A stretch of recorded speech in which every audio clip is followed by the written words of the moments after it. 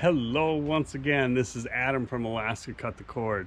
Today we're going to do something that we get a few comments about, but we've never really covered it, and it's our very special RV, very special to us. Originally, when we built this RV, it was just a plain old 1983 Alumilite Class C. Two-wheel drive, about 3 inches off the ground, and it handled absolutely terrible. The suspension was weak, it wobbled all over the place, and we wanted to build an RV with the goals in mind of going to Alaska and getting to some of the camping locations, plus a bug out rig that a normal Class C RV is not going to do. So here she is. I'll kind of give you a walk around on the front.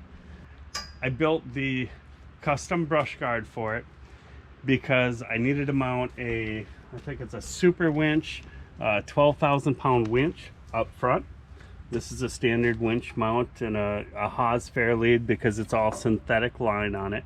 I've got a 20-inch light bar up front. Got tow hooks on it. That's the front of it there. But the most impressive parts are what's down below. As you notice, this RV seems to be a little bit taller than your standard RVs, and that's because I converted it to four-wheel drive. No, I didn't order a kit online, I didn't do anything like that, but I have the pleasure of being a machinist, so I designed the suspension system on this, which gave it about an 8-inch lift. Underneath here, this is a Kingpin Dana 60 with 410 gears. I did the high steer on it so that the steering geometry, there's no bump steer at all. You can drive this with one finger. The mounts that I made, it's kind of hard to tell here, but everything, the mounts in the front, they are welded and bolted, and they are welded and bolted in the back. They used factory mount holes, so I was able to keep everything even. They're all plasma cut parts that I designed. I'm using the Panhard bar in there so I don't get any side-to-side axle movement. And I'm not gonna lie, this thing rides like a dream. It handles as well as any half-ton truck, to be honest with you. It's noticeably heavy, but it handles amazing. Behind that, it's got a 7.5 liter Ford 460 engine, which is a big block. Knowing that we were going to have to go through the Continental Divide and some mountainous areas, I didn't want to depend on the old controlled fuel leak of a carburetor, so I fuel injected it with a Holly Sniper 4-barrel fuel injection. Cold starts are no problem, elevation's no problem, because it has O2 sensors in it and it's an actual learning system. So to the motor, all I really did, I replaced the stock phenolic timing gear. I went through the front, all the hoses, all the wires, everything. I replaced all that. That's what I did on the motor. I'd open the hood and show you, but it's a chassis cab, so there's really not much you can see. Single Optima battery up here and another one in the back. Now, as you go back from that, this has a C6 transmission in it. I had a new transmission built for this for a four-wheel drive. The old one worked fine, but it was for a two-wheel drive and it wasn't going to work. So I did not go with the divorce transfer case. This has an actual NP208 married transfer case to it. I built the cross member for that. After that, it heads on back to the stock. It's not a Dana 70. It's a weird number, I can't remember. It's like a Dana 77 that they only put in RVs. Again, with 410 gears. So we're 410 gears front and back. In the back, the problem that we had with the suspension, and I'll kind of show you the springs here as far as what you can see. These are the springs that are in it now. I ordered those brand new from a truck or a suspension shop, like Michigan Truck Spring, I think it was, built for this RV. The springs that were in here were only 3 leaves in the pack, and they were completely worn out and underrated for the weight of this RV from the day it was new. So the springs now are overrated, and they're 10 leaves in a pack, so they're much stronger. So I replaced the springs, and then I decided that we weren't even close to having enough lift. So once again, with the plasma cutter, I designed a shackle reversal kit here in the back. So the shackle here, right here, used to be up here. So again, that gave me about a 7-inch lift. That was good. It was much improved, but it still didn't handle quite right. So what I did after that, I don't know how I can show you here. Oh, I'm gonna have to lay in the mud. The things I do for YouTube. In the back here, if you can see up here, I think I'm getting it. Yeah, right there. I ordered a set of airbags that are pretty much meant for semi-suspension, and I made the custom mounts and I installed airbags in there. Typically when I'm driving, I run at about 50 psi. It is adjustable up to 100 if you'd like. And I also, Phyllis will show you a picture here, hurt myself pretty badly making those. That really sucked. So that's the suspension. Handles great. It has the stock LP cylinder down here. You can see that. I think that's a 20-gallon. I did put a new regulator and a hose on it because that was stock 1983, and I really didn't trust it. The exhaust now comes out the side. I do have a tip for that, but I lost it. Moving around, this used to have the 2 little stairs that popped out right here, and they were worn out, and every time you'd get in the RV, somebody would stand back here like me. I'm about 200 pounds. I'd shake the whole RV. So imagine getting up in the middle of the night and everybody's rocking and rolling in the RV. So I took those off and tossed them, and these were considerably expensive, but we installed these stairs from a modern RV that are actually, when you stand on these, the weight is all on the ground itself, and then they mount here. Then when you open the door, they swing up inside and store inside. So these stairs are an absolute must. They were a complete game changer for the RV. Now, I got as far as covering the hole where the stairs were, but I didn't get as far as painting it. So that's to come. This used to be the factory location for the water heater that came with it. The water heater, like all of these old water heaters, it was leaking and wrecking the floor. So I decided to toss that, and then I had an open spot, and I had a weird hole here. So I decided to install an outdoor shower right here, which we have used, and it's awesome. Phyllis will attest to that. So that is no longer water heater. We've got a different solution for that. Coming around the back, when I bought it, it had this box on the back. It had a single storage box, which we obviously use, but I thought it looked goofy having only one box on it. So I built a second box. I don't have the keys to that, or I'd open that. And this actually has a little kitchen in it. So it can slide out. You got a stove, a sink. It's kind of neat. We haven't really used it, but we do have it.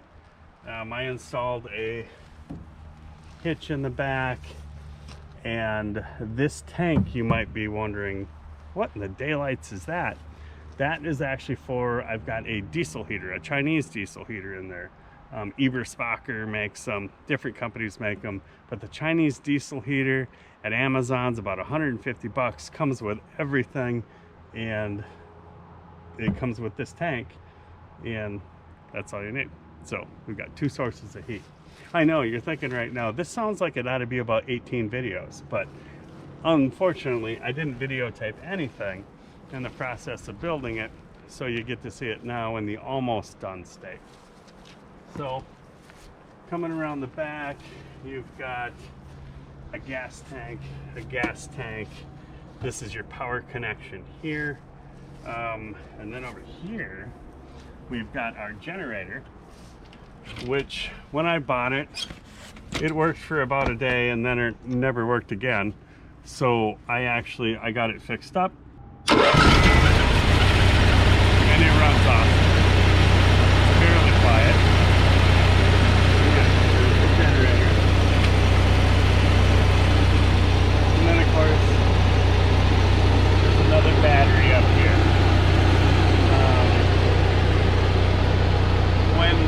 When we built this, originally, I thought that I wanted to paint it.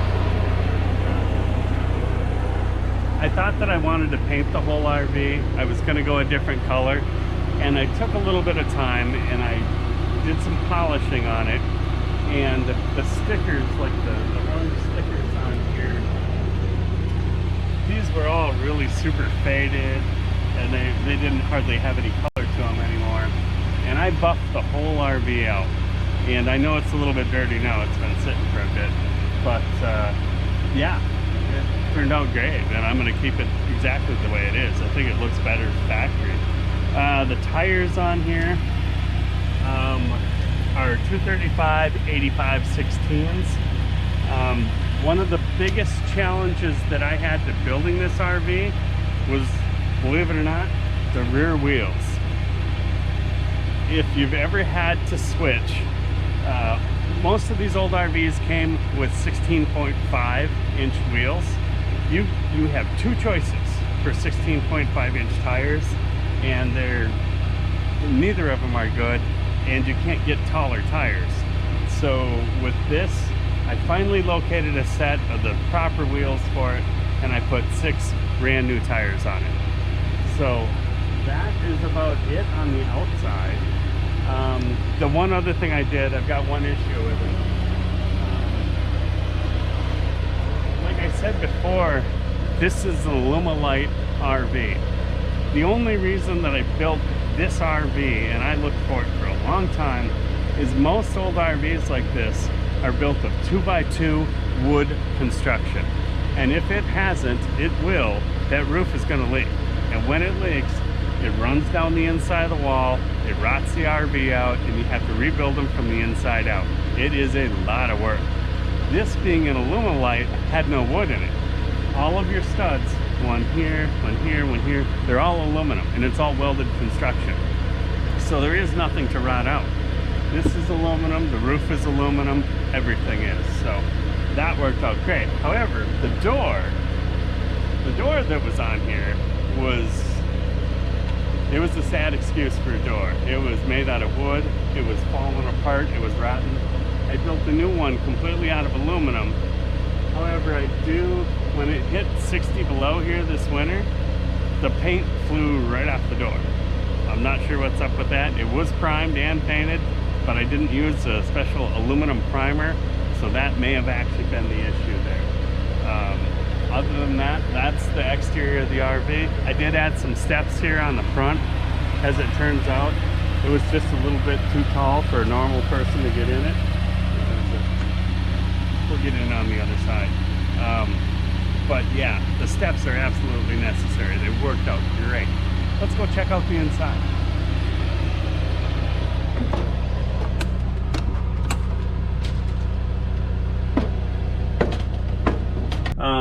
Here's the bathroom and what we did with this. All of the doors, we made all new doors for it, for everything. I built a new countertop for it to match all the other countertops in the RV. It had a plastic sink. I put a porcelain sink with all new fixtures in it. The shower, we didn't change anything other than paint it. The toilet, I didn't trust it or like it, so we removed it, and we actually have like a composting toilet now. I haven't removed the black tank yet, but that's what we did in there. In the kitchen, in the whole interior, in fact, I designed the exterior of the RV, the lift, the brush guard, all of that. But Phyllis, it was up to her to design the inside, and there were certain aspects that she wanted. She wanted a 50s style interior. So when I redid the countertop, this used to be 3 pieces. I built this all out of 1 piece, and I gave it your significant, your aluminum edge that you would have back on your old diner tables and that sort of thing. I did a metal backsplash. It's steel and aluminum to give it a brighter feel, a bigger feel, and a cleaner feel inside. All of the lights in here I replaced with LED. The sink was the original sink, but with new fixtures, of course. Underneath the sink is an on-demand water heater that replaced the leaky piece of junk that was on the floor. And it works good. It works good. I'm not going to complain. It works much faster, uses less LP, and takes a lot less time to heat up. The stove is original. I put a top on it. It did not have a top. The microwave is actually original. It's old, but it works, so I left it alone. The range hood is original. I did paint that because it was all rusty and looked awful. The refrigerator, this was kind of a fun one to do. This is the factory refrigerator freezer, and it works great. It works on 12 volt, 115 volt, or gas, and it works awesome. I have no complaints at all. But it was brown, and I was done with the brown scene. So trying to stay with that 50s era Art Deco kind of theme, I refaced it, and it is padded. It sounds like it is. And I did that in red vinyl. We redid the doors down here. That's a grate for ventilation. Inside here, we haven't redone this. This is one thing we haven't redone. So if you want to know what the inside of it looked like, that's it for miles. This actually kind of slides out, and it's a pantry right there.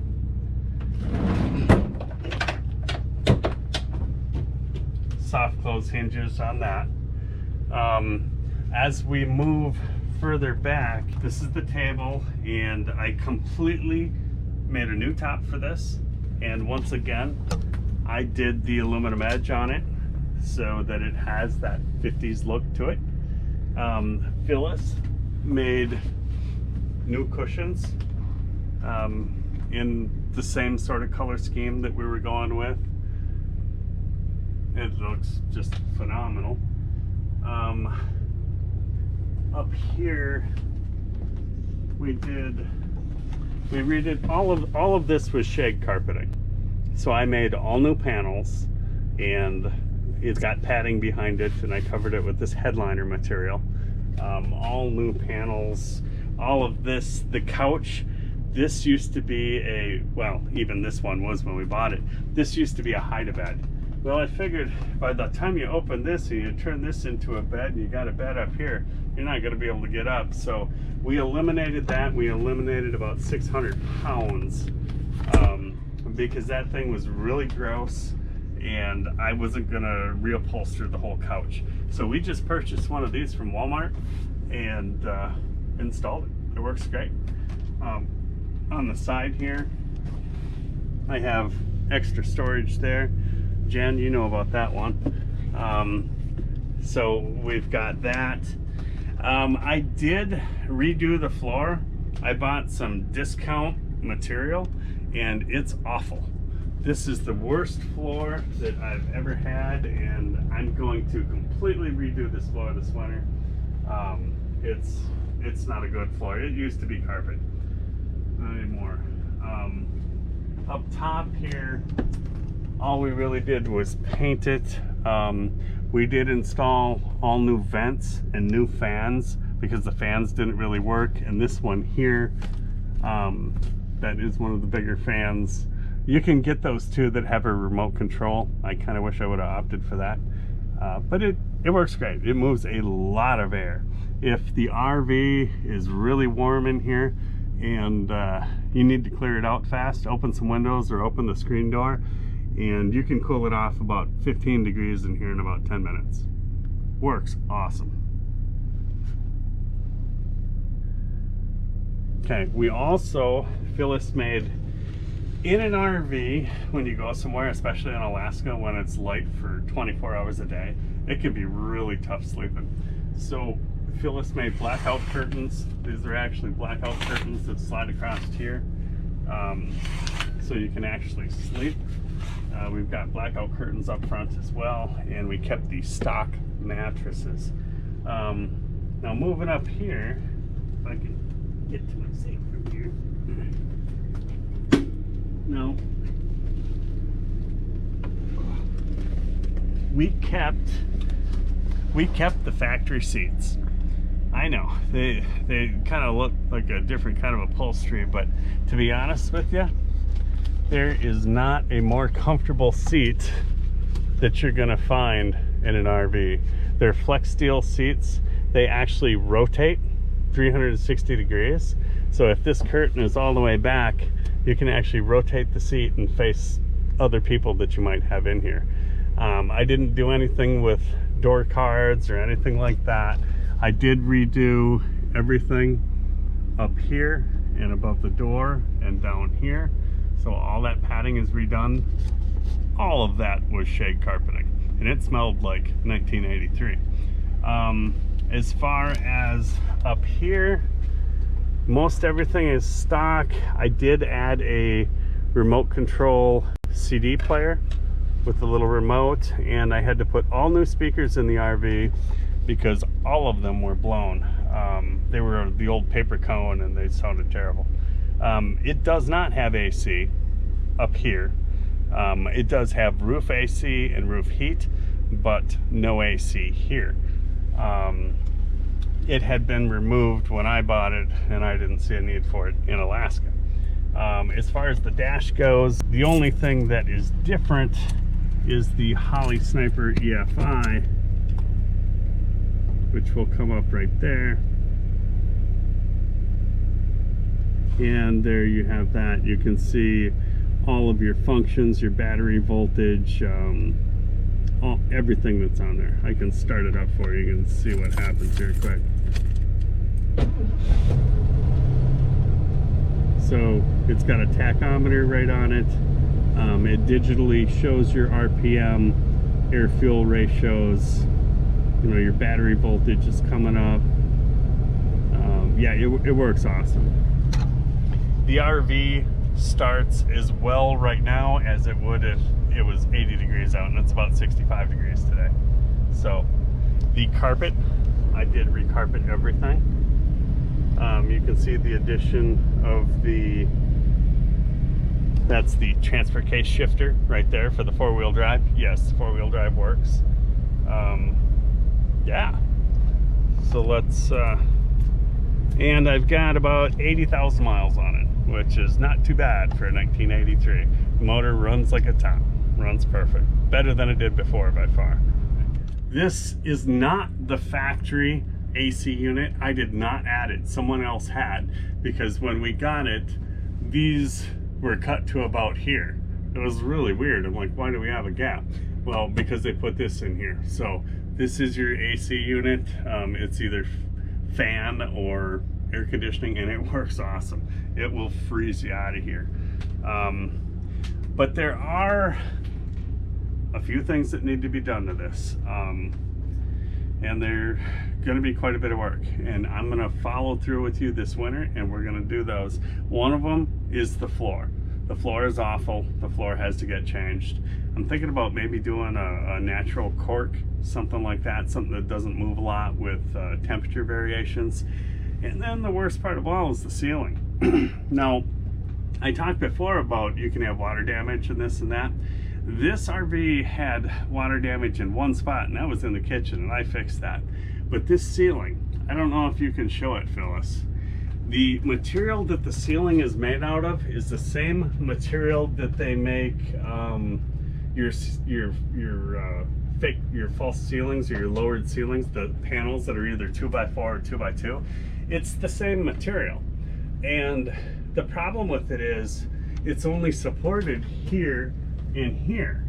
Well, over time they've sagged, and they've sagged a lot, probably 4 inches. You can move it, it's not anywhere close to where it's supposed to be. So this winter we're going to cut the ceiling out and we're going to redo that. That should be kind of a fun video, or not. So we're going to do that. We're going to do the floor, and then I have something that I screwed up in the installation of the cross member, and I've got my drive shaft angles off, and I've got a vibration. I know how to fix it. It's not going to be too bad. But we're going to fix this all up this winter and take this on some adventures here probably in the spring. We're really looking forward to it. So yeah, and then we're going to build this to be, if something happens like the flooding, Phyllis can show you a quick video of that. This rig is tall enough, it's taller than any of our other vehicles. It will get through the water, the intake is high, it will get to where we got to go. So that's kind of our new purpose, not to mention hunting. We can take it out on some hunting trips. We have, oh, that reminds me, I told you that I installed the Chinese diesel heater, right? This is it right here. On, and there it is. If you've never seen one of these, it is pretty neat. It comes with this wall thermostat. It comes with this handy little remote. It works great. The warm air blows out of here, and it is warm right now. The cold air intake and the exhaust are all external to the machine. They run outside. But in addition to that, I like to have 2 or 3 sources of heat. I did pull out the original furnace because it wasn't working, and when I took it out, I wish I had pictures of this. I'll see if I do. It was in such poor condition, it was so rusty and so dirty that's why it wasn't working, and it's a real hazard. If you have an RV and you have not gone through your furnace, you can either do it yourself or pay someone to do it. It's not that difficult. Please do it. What I saw when I opened that up, there were carbon arcs down the side where it was starting to flame out the back because it couldn't get out the proper spot. So please do that. The furnace works absolutely phenomenal. Works just like in your house. You've got a thermostat, it fires up, there you go, you've got a furnace. So at 20 below, between the diesel heater and the LP heater, we can get it up to 70 degrees in here like nothing. When we do, there is another thing that I built for it, but I'm going to save that for the next video as far as winter camping in an RV. Something that is an absolute must. I'll possibly put that in our next video. It makes it actually livable in here. It makes it pretty nice. So that's all I got. I just thank you guys for liking and subscribing as much as you do. We appreciate every single one of you, and yeah, look forward to this winter. It's going to be a month or so before we start the tear down of the ceiling in here and the floor, but we'll bring you along on that ride. And this is Adam and Phyllis from Alaska Cut the Cord. Love you. Bye.